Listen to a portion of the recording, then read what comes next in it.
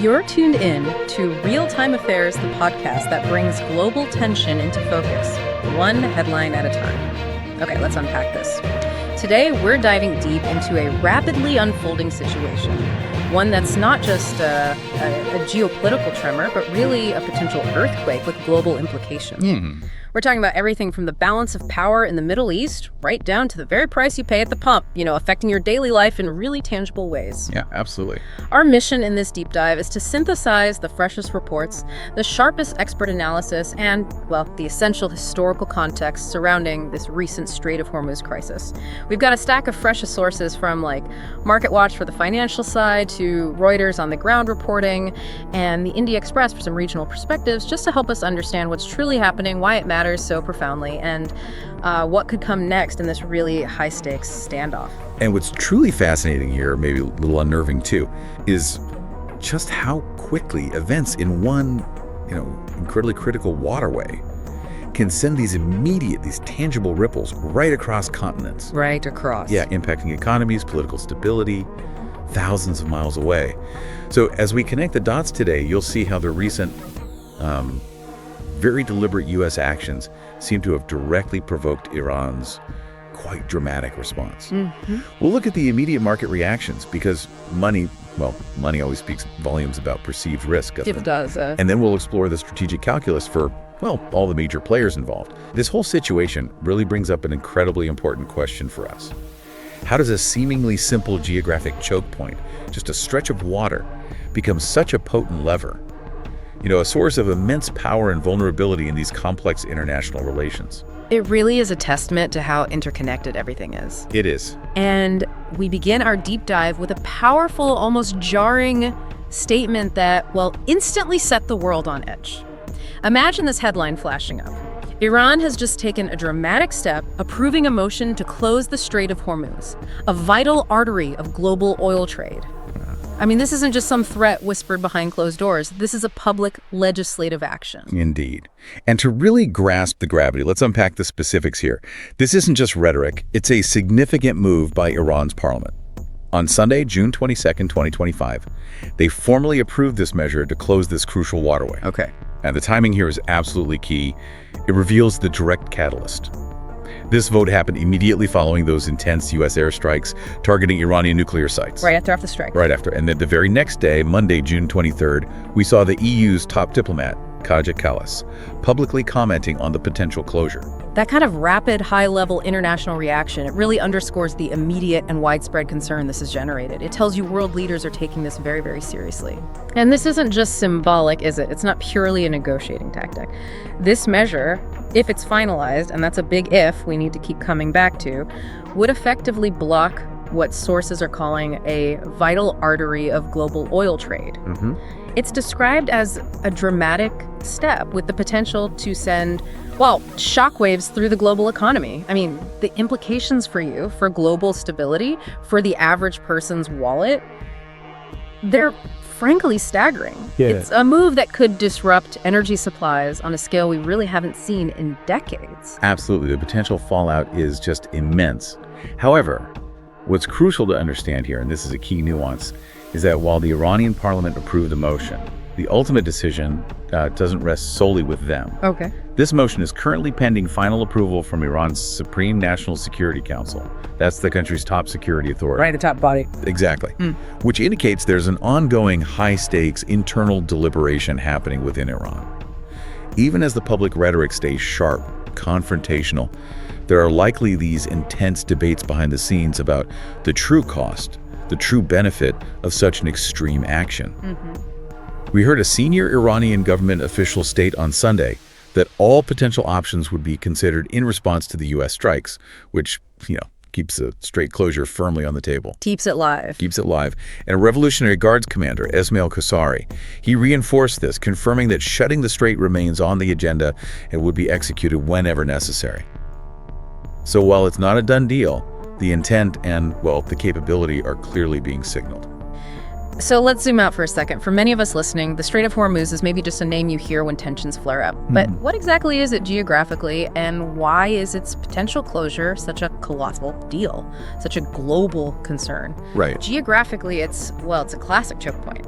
a narrow body of water connecting two much larger ones. You've got the Persian Gulf to the west, flowing east into the Gulf of Oman, and then out into the Arabian Sea and the open ocean. It's the gateway, basically, for almost all maritime traffic in and out of the Persian Gulf.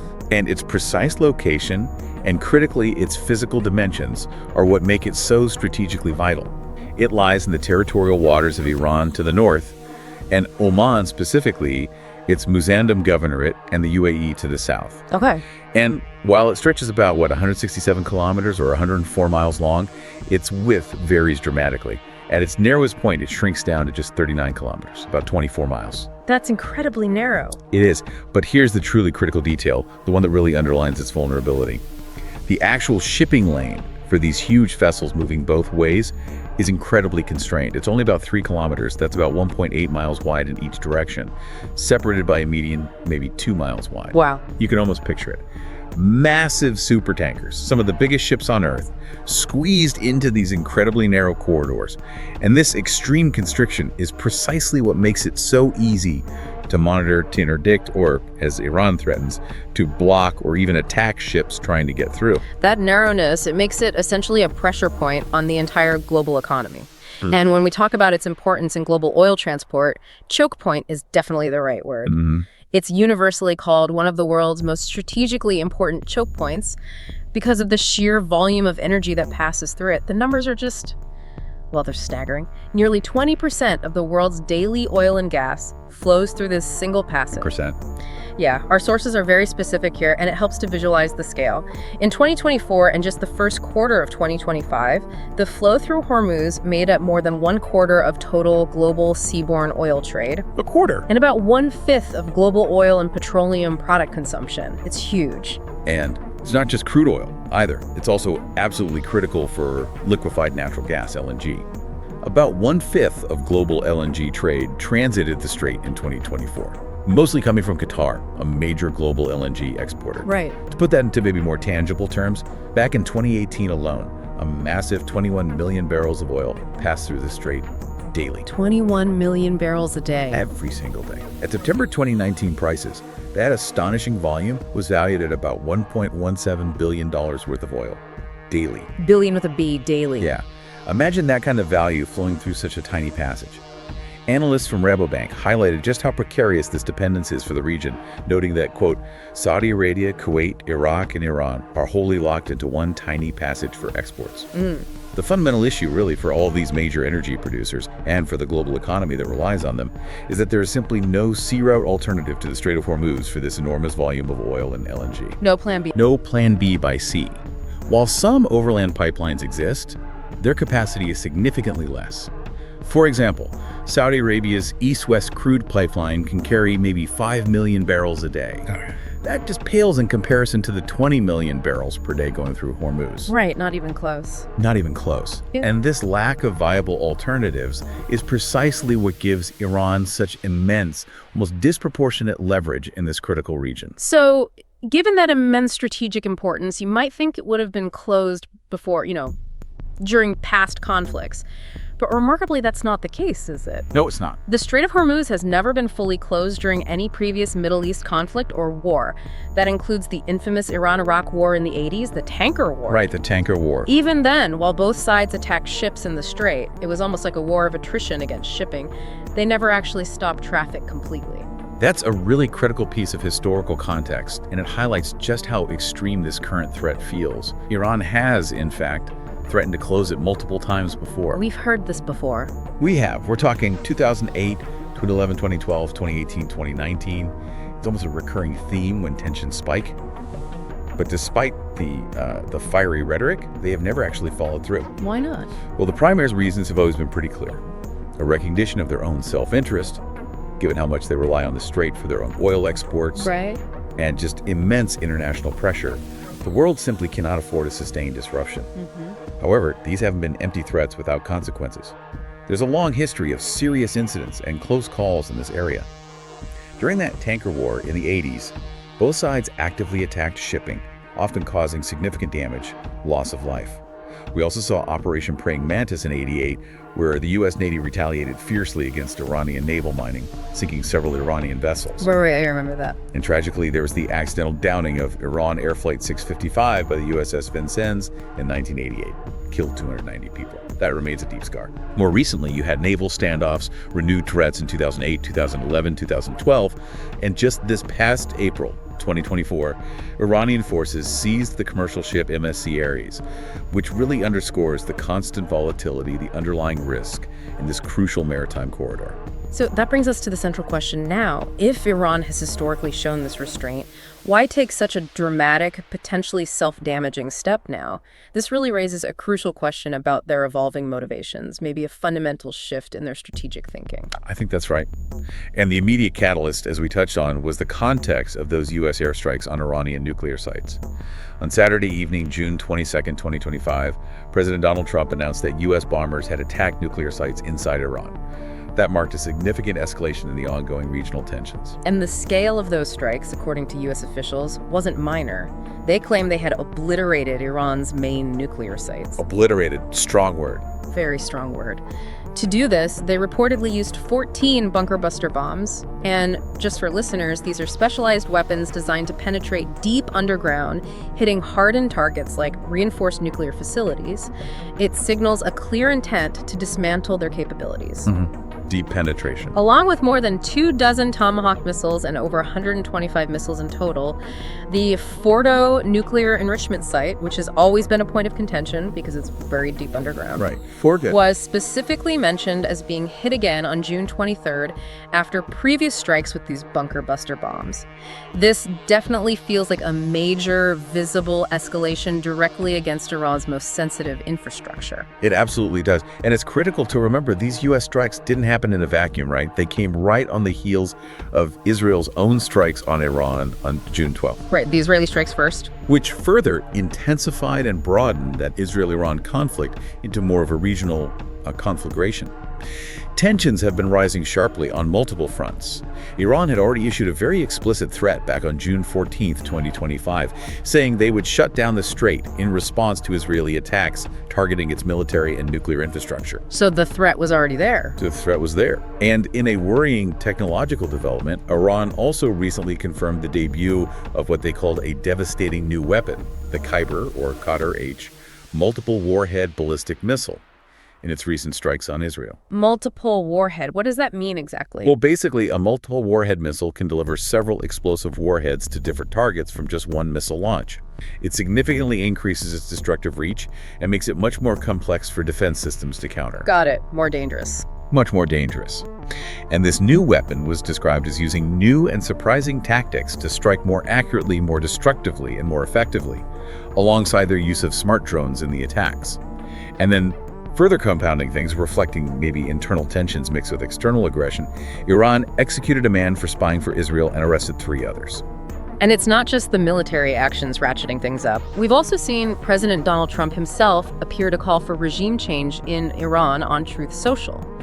He wrote, and I'm quoting here, "If the current Iranian regime is unable to make Iran great again, why wouldn't there be a regime change?" Wow. That kind of direct statement from a U.S. president certainly adds significant fuel to an already volatile situation. It suggests a much broader, maybe more aggressive U.S. objective than just hitting nuclear sites. It's a fundamental challenge to the Iranian government itself. All of this brings us right to the political motives inside Iran. The Iranian parliament's vote on June 22nd was framed as a direct, necessary response to these intense U.S. strikes. They declared it essential to, quote, protect national sovereignty and deter further foreign aggression. Okay. However, it's not a completely unified front inside Iran. While some members of parliament explicitly called for closing the strait in retaliation, suggesting a real hardline stance, Right. there's also evidence of internal debate. One regime insider was quoted saying that no radical decisions, including closing the strait, were currently on the table. That indicates a more cautious faction, perhaps. Interesting divide. Yeah. And Iran's foreign minister, Saeed Abbas Araki, also maintained that a variety of options are available with Iran when he was pressed specifically about Hormuz. This more nuanced view points to different opinions on the severity, maybe the timing, of the response needed.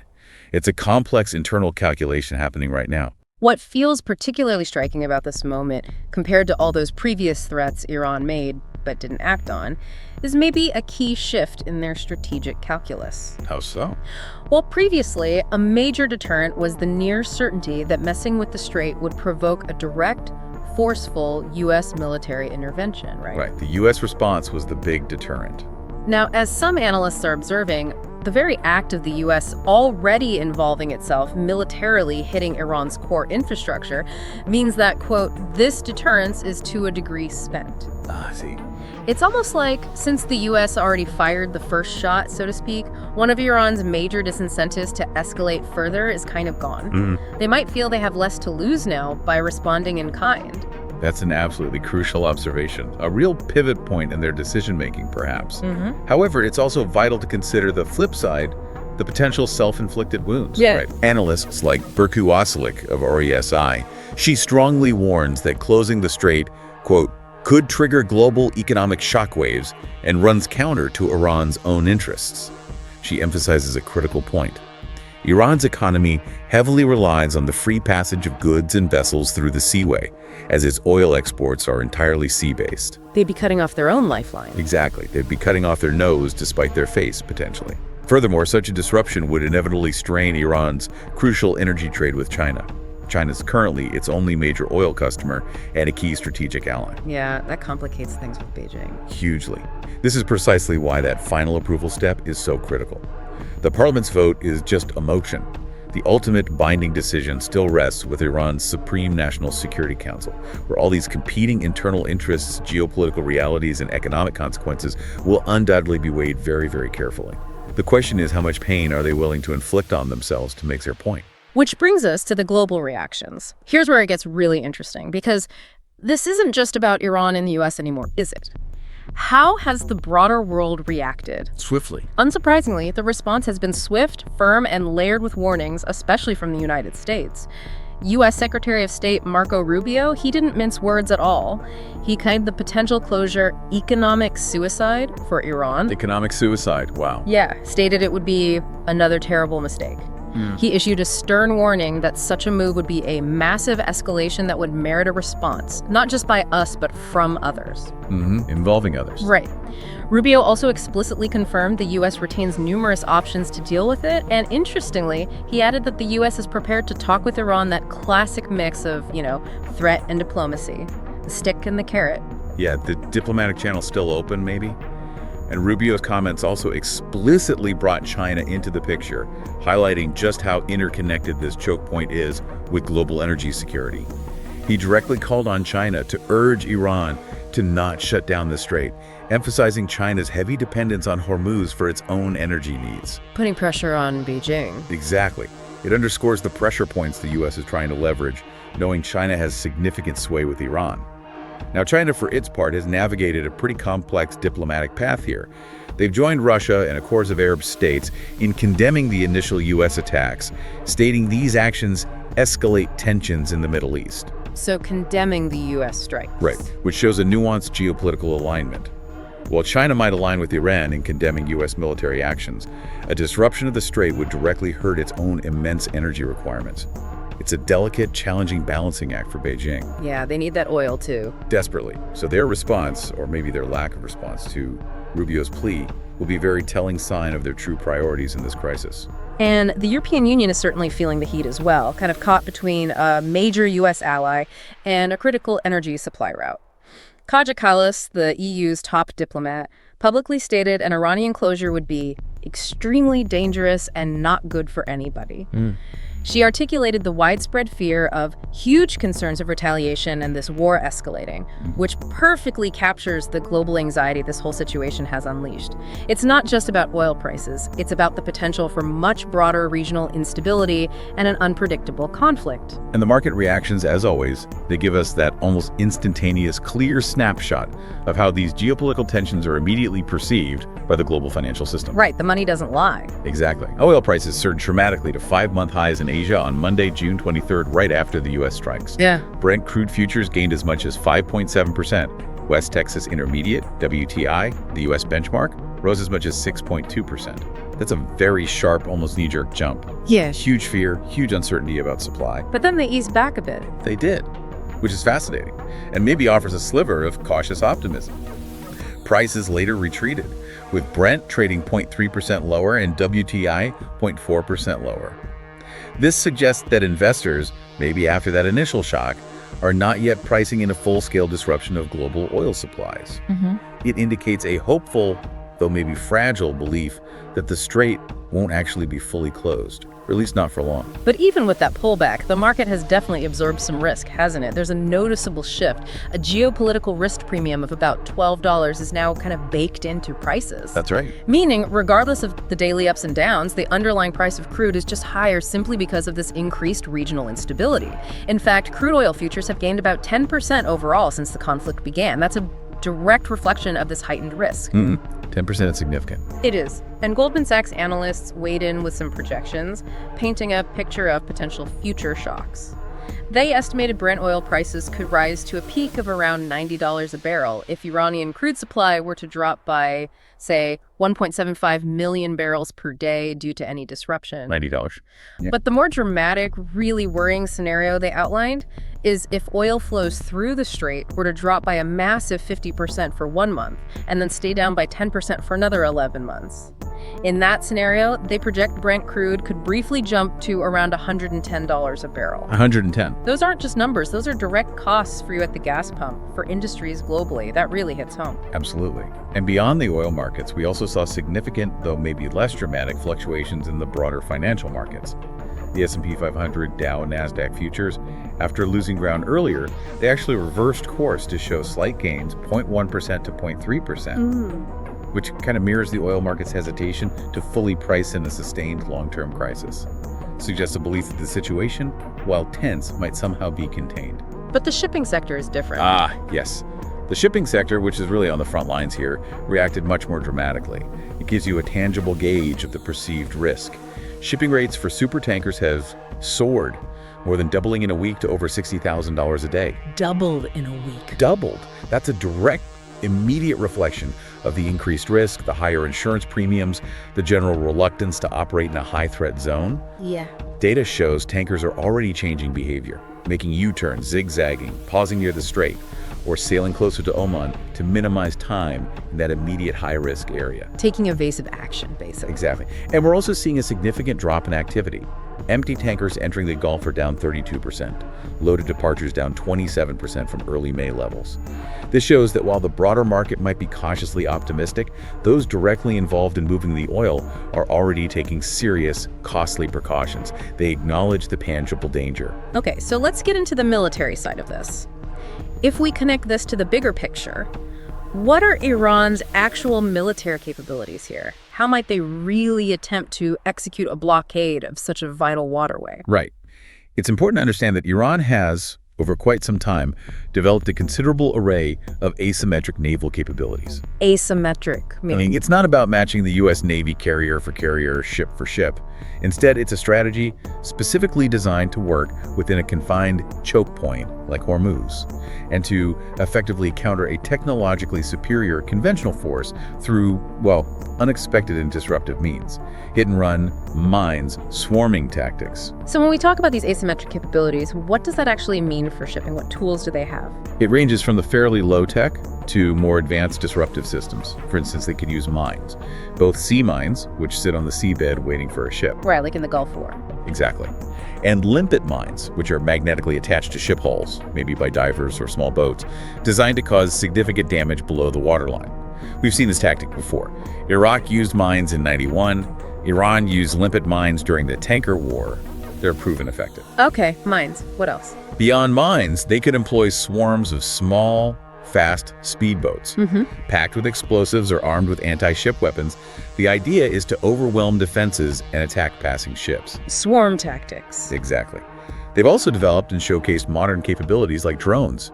Drones were specifically mentioned in conjunction with a rear admiral's task to seal off the strait, suggesting they could be used for surveillance, for targeting, maybe even direct kamikaze-style attacks. And of course, helicopters can play a role in rapid deployment or observation. And missiles. And critically, yes, anti-ship missiles. They famously used French exocets and Chinese silkworms back in the 80s, showing they're willing and able to use them against commercial and military shipping. More recently, as we mentioned, Iran debuted that Khyber, or Qadr-H, the multiple warhead ballistic missile, in strikes on Israel. These are described as using new and surprising tactics to strike more accurately, more destructively, and more effectively. So more advanced missiles now, too. Yes. These, along with their increasingly sophisticated smart drones, show an evolving and potent capability that goes well beyond just harassment. In fact, Rear Admiral Abbas Gholam Shahi of the Iranian Revolutionary Guard's naval unit, he's been explicitly tasked with sealing off the strait with a substantial arsenal. 2,000 naval mines, a fleet of drones, numerous speedboats, and helicopters, all planned for in the event of war. 2,000 mines. That's the number reported. So this isn't some vague threat. It appears to be a prepared, thought-out strategy for a multi-pronged assault designed to maximize disruption and create chaos. So the million-dollar question then is, how effective could a blockade like this really be against international naval forces, especially the U.S. Navy? What are the experts saying? Can they actually pull this off? Well, there's a general consensus that Iran definitely has the immediate ability to, for a period of time, block the Strait of Hormuz.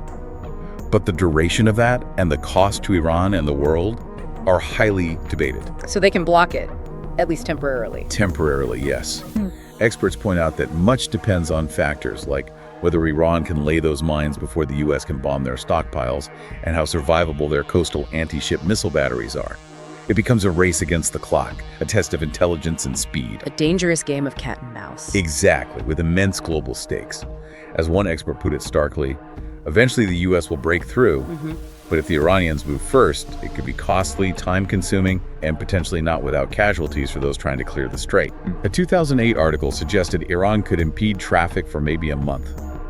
Though, more recent analysis suggests a much shorter timeline for international forces to reopen it, perhaps days or weeks, not months. Okay, so maybe not a month, but still significant disruption. Still significant. However, and this is a crucial strategic insight, even if they can't maintain a permanent impenetrable blockade, their ultimate goal might be different. In a sense, the Iranians can succeed strategically by driving up prices, even if they can't militarily close Hormuz on a permanent basis. So the disruption itself is the goal. Precisely. Disruption, even temporary, can achieve significant economic and political impact. It sends a powerful message, inflicts pain without needing to completely control the passage indefinitely. They're aiming for economic leverage, a demonstration of power, not necessarily military conquest of the waterway itself. But there's that huge caveat, isn't there, that self-defeating aspect. Right. Locking the strait also closes the main route for Iran's own energy exports. Exactly. And those of its neighbors like Saudi Arabia, Kuwait, other Gulf countries. It's a massive double-edged sword that could cause immense self-inflicted economic pain, cutting off their primary source of revenue. This is why that final decision for the Supreme National Security Council is so fraught, filled with internal debate. Which leads us to the other side, the reactions and preparedness of the U.S. and allied military forces, the ones who'd have to reopen the strait. Right. The U.S. has its considerable Fifth Fleet stationed right there in Manama, Bahrain. That allows it to respond quickly to anything Iran does in the region, projecting power across the Gulf. U.S. General Martin Dempsey stated back in 2012, responding to similar threats then, that the U.S. has invested in capabilities to ensure that if that happens, we can defeat that and take action and reopen the strait. So they feel prepared. They state they are. He made it clear such an operation would require significant military means. Specialized minesweepers, warship escorts for commercial traffic, potentially airstrikes to suppress Iranian anti-ship capabilities. The U.S. is certainly signaling it's prepared to clear the path. However, there's a potential weakness, isn't there? Specifically with mine countermeasures. That seems like Iran's key strategy. That is a serious and well-documented vulnerability, yes. The U.S. mine-sweeping fleet, which is absolutely essential for clearing potentially thousands of sea mines, is described as aging and ill-matched to counter a full-on mine strait. Aging and ill-matched. Not good. Not ideal. Our sources point out the 4 Avenger-class minesweeping vessels stationed in Bahrain have been described as the least reliable ships in the Navy, apparently neglected and lacking a serviceable replacement. Even airborne minesweeping, done by MH-60S Nighthawk helicopters, was deemed not operationally effective or operationally suitable back in 2016 if using current technologies. This is a significant acknowledged gap in a critical capability, potentially slowing down any response quite a bit. That is worrying. The Allies helped fill that gap. Well, the U.S. does have other Avenger-class minesweepers in Japan, but deploying them involves a long voyage to the Gulf, which takes precious time. And it's not just the U.S. The U.K. also has minesweeping ships in Bahrain, but two of them unfortunately collided just last year during exercises. Oh dear. Which just highlights the challenges of maintaining readiness for these complex, specialized assets. It's clearly not easy to keep these vessels fully operational and ready for a full-scale mining operation. However, we have seen international military readiness before. Back in January 2012, a significant flotilla of American, British, and French warships was established in the Persian Gulf and Arabian Sea, specifically in response to Iran's threats then. It demonstrated a united international front, military resolve. So there's precedent for cooperation. There is. But even with Allied support, the challenges of a mine-laden strait in such a confined space are considerable. And you hear concerns from allies too. Senator Jackie Lambie from Australia warned against following the U.S. into war, stating Australian troops are not ready for war. That reflects broader concerns about preparedness and the potential for getting entangled in a protracted, difficult conflict. So let's pivot to the ripple effects. What does this all mean for the global economy, for countries far removed from the Middle East, maybe even for your own community? The potential impact on global oil prices, on shipping lanes, it's nothing short of catastrophic, is it? No, catastrophic isn't too strong a word. Any significant disruption in Hormuz, even temporary, would have immediate and severe ramifications for oil and LNG trade worldwide. Prices would shoot up dramatically. And it's not just the cost of crude either, it's much more pervasive. As one analyst put it, any fluctuation in oil prices has a trickle-down effect on the prices of many other goods and commodities. It impacts everything from manufacturing costs to food prices. Can you give us a sense of scale, like for gas prices? Yeah, there's research indicating that the price of gasoline typically rises by about 2.4 cents per gallon when crude oil prices rise by just $1. Okay, so if crude jumps $20, $30 a barrel, like Goldman Sachs suggested. Exactly. If crude jumps significantly, potentially up to that $90 or even $110 a barrel mark, you could very quickly see substantial, painful increases at the pump. And even if the U.S. managed to reopen the strait relatively quickly, the damage to oil markets would likely be long-lasting. The perceived risk alone would keep markets on edge. Shipping and insurance rates, already soaring, would probably rocket even further, adding costs to virtually every imported good. And crucially, unlike the Red Sea attacks where ships could divert around Africa. Right, the Cape of Good Hope route. There's no viable sea route alternative for the vast majority of Gulf oil and LNG coming through Hormuz. That's a critical, unavoidable difference, isn't it? It is. That vulnerability is absolute for sea transport. So which countries would be hit hardest by a sustained disruption? Who's most exposed? The answer is clear. Asia, for one, is highly dependent on this choke point.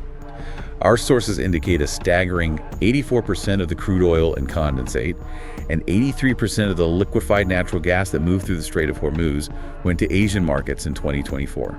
84%, wow. Yeah, to break that down further, China, India, Japan, and South Korea were the top destinations for crude oil. Collectively, they accounted for a combined 69%, almost 70% of all Hormuz crude oil and condensate flows in 2024. Huge economies relying on that narrow passage. These aren't just numbers. These are economies, industries, lives built on the reliable flow of energy through that single passage. And China's reliance is particularly sensitive. Acutely sensitive. About 40% of China's crude oil imports pass directly through the strait.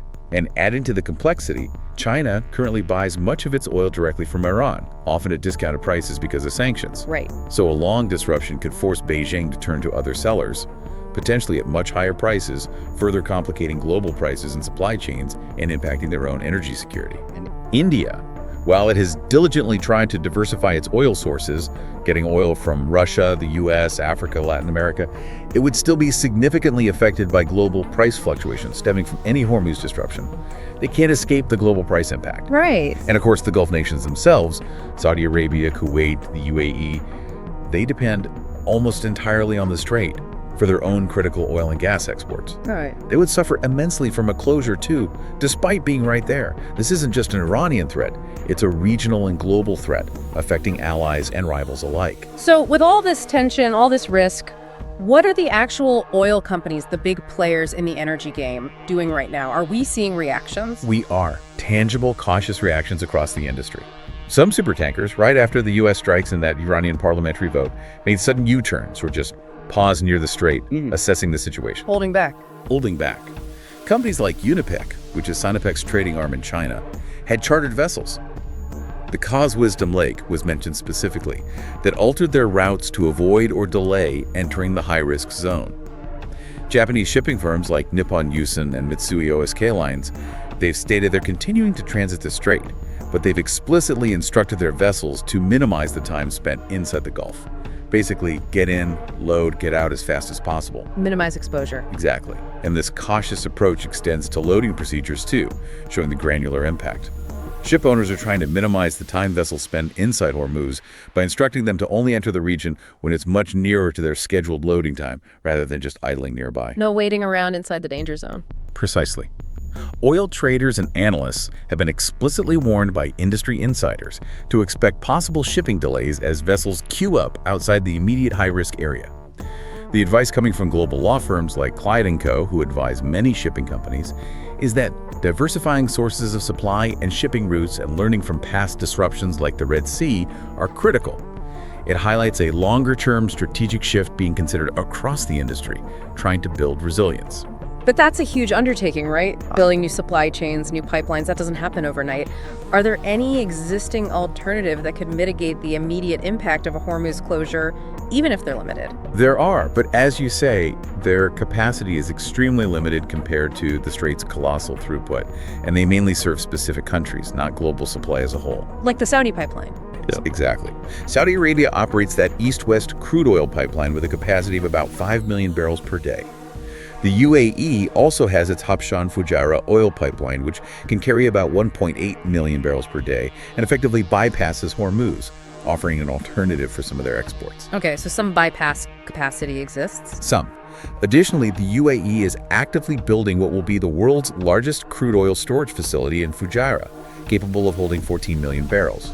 That enhances Fujairah's role as a hub and provides a short-term buffer against disruptions. But add those up. Add them up, and they fall far, far short of the 20 million barrels per day that typically flow through the strait. They simply couldn't possibly compensate for a full, sustained closure.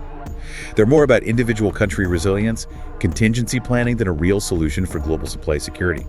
The world remains incredibly vulnerable to this single choke point. Which brings us to the what's next.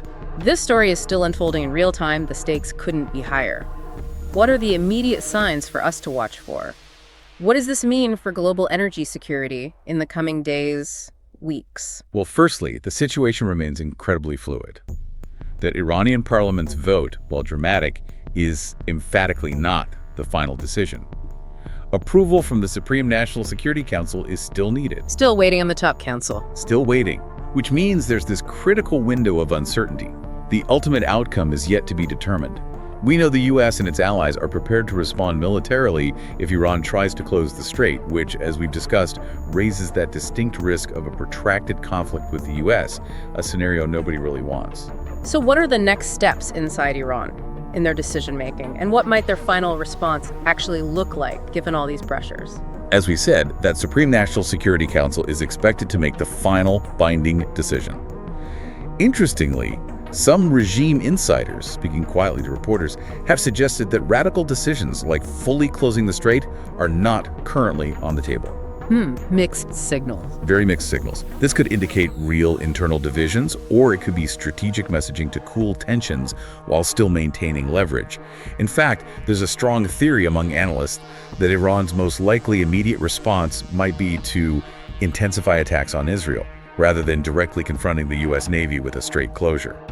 Hitting Israel instead of the U.S. Navy directly. Exactly. A different, though no less dangerous, form of escalation, perhaps seen as less directly provoking the full might of American power, while still demonstrating resolve after the U.S. strikes. So for all of us watching this unfold, what are the concrete, observable signs to keep an eye on? Okay, things to watch. Any further military drills by Iran or their allied proxy forces in the region. That could signal intent or preparedness. Diplomatic statements, particularly anything official coming out of Iran's Supreme National Security Council, that will be critical. Navy movements. Absolutely. Any significant movements or redeployments of naval forces in the region, either by Iran or by the U.S. and its allies, would be a major immediate indicator of escalating tensions. And perhaps most immediately, continued volatile changes in global oil prices and shipping patterns. They'll reveal how the markets and the maritime industry are interpreting the evolving threat landscape day by day.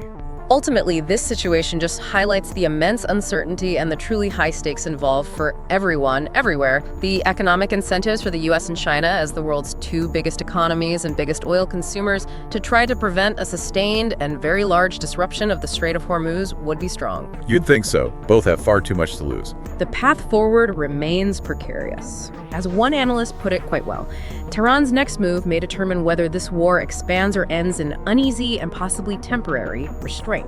The potential for global economic shockwaves, widespread instability emanating from the single narrow passage, it's undeniably significant. So given this critical dependence on one single choke point and the vulnerability we've seen to even the threat of disruption, this deep dive really leaves us with a compelling question, doesn't it?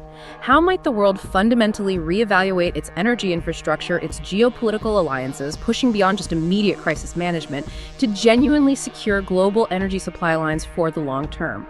That is the billion-dollar question, isn't it? Or maybe trillion-dollar. It really is. This story is still unfolding, and the world is watching.